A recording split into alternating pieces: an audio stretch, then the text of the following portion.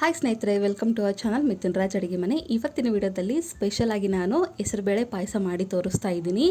ಎಲ್ಲರಿಗೂ ಗೊತ್ತಿರೋದೆ, ಎಲ್ಲರ ಮನೆಯಲ್ಲೂ ಮಾಡ್ತಿರೋದೆ, ಆದರೆ ಸ್ವಲ್ಪ ಡಿಫ್ರೆಂಟಾಗಿ ಆ್ಯಂಡ್ ಮೆಜರ್ಮೆಂಟ್ ಪ್ರಕಾರ ಯಾರಿಗೆ ಗೊತ್ತಿರೋದಿಲ್ಲ ಅವರು ಕೂಡ ಪರ್ಫೆಕ್ಟಾಗಿ ಮಾಡುವಂಥ ಅಮೃತದಷ್ಟು ರುಚಿಯಾಗಿರುವ ಹೆಸರುಬೇಳೆ ಪಾಯಸನ ಮಾಡಿ ತೋರಿಸ್ತಾ ಇದ್ದೀನಿ. ತಡ ಮಾಡದೆ ವಿಡಿಯೋ ಸ್ಟಾರ್ಟ್ ಮಾಡೋಣ.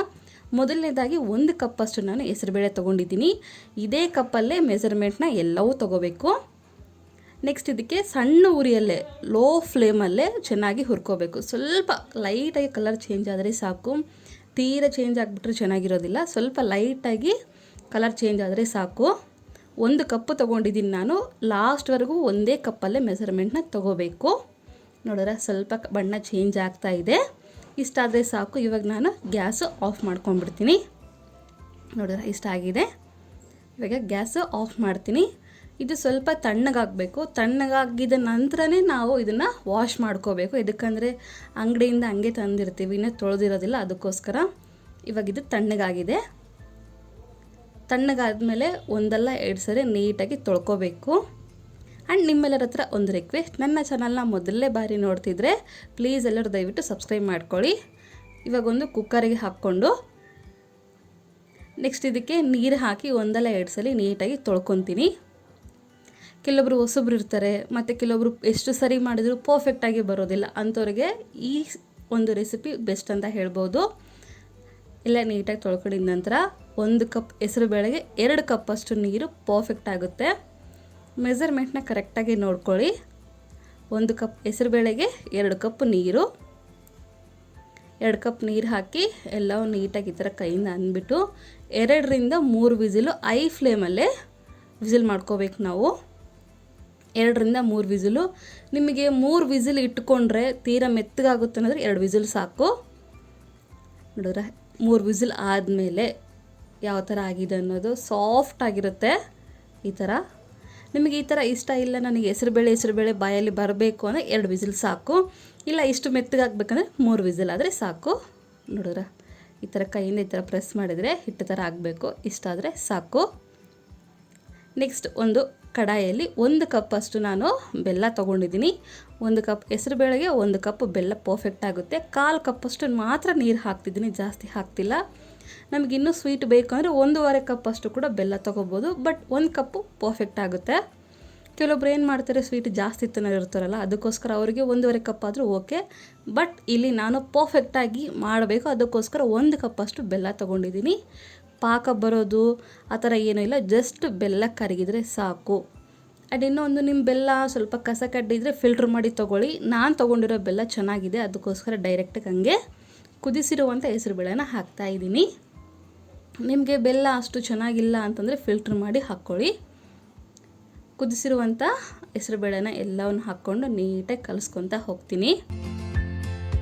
ಈ ಒಂದು ಆರೋಗ್ಯಕರವಾದ ಹೆಸರುಬೇಳೆ ಬಾಡಿಗೆ ತುಂಬ ತಂಪಂತ ಹೇಳ್ಬೋದು.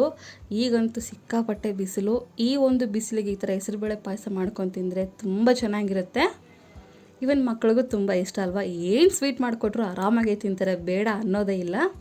ನೀಟಾಗಿ ಕಲಿಸ್ಕೊಂಡಿದ ನಂತರ ಇದನ್ನು 1 ನಿಮಿಷ ಅಥವಾ 2 ನಿಮಿಷ ಕುದಿಯೋಕ್ಕೆ ಬಿಡೋಣ. ನೆನಪಿಲ್ಲಿ ಐ ಫ್ಲೇಮ್ ಅಸ್ಸಲು ಇಡಬಾರ್ದು. ಪಾಯಸ ಮುಗಿಯೋವರೆಗೂ ಮೀಡಿಯಮ್ ಫ್ಲೇಮಲ್ಲಿ ಇಟ್ಕೋಬೇಕು. ನೆಕ್ಸ್ಟ್ ಇದಕ್ಕೆ 1/2 ಕಪ್ಪಷ್ಟು ಒಣ ಕೊಬ್ಬರಿ ತೊಗೊಂಡಿದ್ದೀನಿ. ಅದನ್ನು ತುರಿದ್ಬಿಟ್ಟು ತೊಗೊಂಡಿದ್ದೀನಿ. ತುರಿಯೋಕ್ಕಾಗಿಲ್ಲ ಅಂದರೆ ಮಿಕ್ಸಿ ಮಾಡಾದರೂ ತೊಗೋಬೋದು. ನಿಮ್ಮ ಹತ್ರ ಒಣ ಕೊಬ್ಬರಿ ಇಲ್ಲ ಅಂತಂದರೆ ಹಸಿ ಕೊಬ್ಬರಿ ಕೂಡ ಹಾಕ್ಬೋದು. ಬಟ್ ಒಣ ಕೊಬ್ಬರಿ ಆದರೆ ರುಚಿ ಚೆನ್ನಾಗಿರುತ್ತೆ, ಅದಕ್ಕೋಸ್ಕರ ಇದನ್ನೆಲ್ಲವೂ ನೀಟಾಗಿ ಕಲಿಸ್ಕೊಂಡಿದ ನಂತರ ಇಲ್ಲಿ ಸ್ಪೆಷಲಾಗಿ ಏನಪ್ಪ ಅಂತಂದರೆ, ತೀರ ಗಟ್ಟಿ ಹಾಲಲ್ಲ, ಹಾಲು ನೀರು ಮಿಕ್ಸ್ ಮಾಡಿ ಬಾಯ್ಲ್ ಮಾಡಿ ತಣ್ಣಗಾದ್ಮೇಲೆ ತೊಗೊಂಡಿರುವಂಥ ಹಾಲು 2 ಕಪ್ಪಷ್ಟು ಹಾಲನ್ನು ಹಾಕ್ತಾಯಿದ್ದೀನಿ. 1 ಕಪ್ ಹೆಸರುಬೇಳೆಗೆ 2 ಕಪ್ ಹಾಲು ಪರ್ಫೆಕ್ಟ್ ಆಗುತ್ತೆ. ನಿಮಗೆ ಈ ಥರ ಹಾಲು ಇಷ್ಟ ಇಲ್ಲ, ತೆಂಗಿನಕಾಯಿ ಹಾಲು ಕೂಡ ಹಾಕ್ಕೋಬೋದು 2 ಕಪ್ಪಷ್ಟು. ನೆನಪಿದೆ ಅಲ್ವಾ, ಗಟ್ಟಿ ಹಾಲಲ್ಲ, ಗಟ್ಟಿ ಹಾಲಿಗೆ ನೀರು ಮಿಕ್ಸ್ ಮಾಡಿ ಕುದಿಸಿ ಆರಿಸಿದ ಮೇಲೆ ತೊಗೊಂಡಿರುವಂಥ ಹಾಲು. ನೆನಪಿದೆ ಅಲ್ವಾ. ಈ ಪಾಯಸ ಮಾಡೋ ಕಂಪ್ಲೀಟ್ ಪ್ರಾಸೆಸ್ ಮಾಡೋವರೆಗೂ ಮೀಡಿಯಮ್ ಫ್ಲೇಮಲ್ಲೇ ಇರಬೇಕು. ಐ ಫ್ಲೇಮಲ್ಲಿದ್ದರೆ ತಳ ಹತ್ಕೊಂಡ್ಬಿಡುತ್ತೆ, ಅದಕ್ಕೋಸ್ಕರ. ಇವಾಗ ಇದಕ್ಕೆ ಸ್ವಲ್ಪ ಕರ್ಪೂರ ಹಾಕ್ತಿದ್ದೀನಿ. ಅಡುಗೆಗೆ ಯೂಸ್ ಮಾಡುವಂಥ ಕರ್ಪೂರ ತುಂಬ ಚೆನ್ನಾಗಿರುತ್ತೆ. ಎಷ್ಟು ರುಚಿಯಾಗಿರುತ್ತೆ ಅಂತಂದರೆ ಆ ಫ್ಲೇವರು ಕೇಳಲೇಬೇಡಿ, ಅಷ್ಟು ಚೆನ್ನಾಗಿರುತ್ತೆ. ವಿಡಿಯೋದಲ್ಲಿ ಎಷ್ಟು ತೋರಿಸಿದ್ದೀನಲ್ಲ ಅಷ್ಟೇ ಹಾಕಬೇಕು, ಜಾಸ್ತಿ ಹಾಕ್ಬಿಟ್ರೆ ಜಾಸ್ತಿ ಫ್ಲೇವರ್ ಆಗಿಬಿಡುತ್ತೆ. ಅದಕ್ಕೋಸ್ಕರ ಇದು ಸ್ವಲ್ಪ ಕುದಿಲಿ. ನೆಕ್ಸ್ಟ್ ಈ ಕಡೆ ಸಣ್ಣ ಕಡಾಯಲ್ಲಿ 1-2 ಸ್ಪೂನು ತುಪ್ಪ ಹಾಕ್ತಿದ್ದೀನಿ. 2 ಸ್ಪೂನ್ ತುಪ್ಪ ಹಾಕಿದ್ಮೇಲೆ ತುಪ್ಪ ಚೆನ್ನಾಗಿ ಕಾಯಬೇಕು. ನಂತರ ಇದಕ್ಕೆ ಗೋಡಂಬಿ ಮತ್ತು ದ್ರಾಕ್ಷಿ ಹಾಕ್ತಿದ್ದೀನಿ. ತುಪ್ಪ ಇಷ್ಟೇ ಹಾಕ್ಕೋಬೇಕು, ಗೋಡಂಬಿ ಇಷ್ಟೇ ಹಾಕ್ಕೋಬೇಕು ಅಂತ ನಾನು ಹೇಳ್ತಿಲ್ಲ. ನಿಮಗೆ ಎಷ್ಟು ಬರುತ್ತೋ ಅಷ್ಟು ಹಾಕ್ಕೊಳ್ಳಿ. ಬಟ್ ನಾನು ಎಷ್ಟು ಬೇಕೋ ಅಷ್ಟು ಮಾತ್ರ ಹಾಕಿದ್ದೀನಿ. ಯಾಕೆಂದರೆ ತುಪ್ಪ ಮತ್ತು ಗೋಡಂಬಿ ದ್ರಾಕ್ಷಿ ಈ ಪಾಯಸ ಅಂತಲ್ಲ, ಯಾವುದೇ ಪಾಯಸ ಮಾಡಿದ್ರು, ಯಾವುದೇ ಸ್ವೀಟ್ ಮಾಡಿದ್ರು ಎಷ್ಟು ಹಾಕಿದ್ರು ಕಮ್ಮಿನೇ. ಬಟ್ ನಿಮಗೆ ಎಷ್ಟು ಬೇಕೋ ಅಷ್ಟು ಹಾಕ್ಕೊಳ್ಳಿ.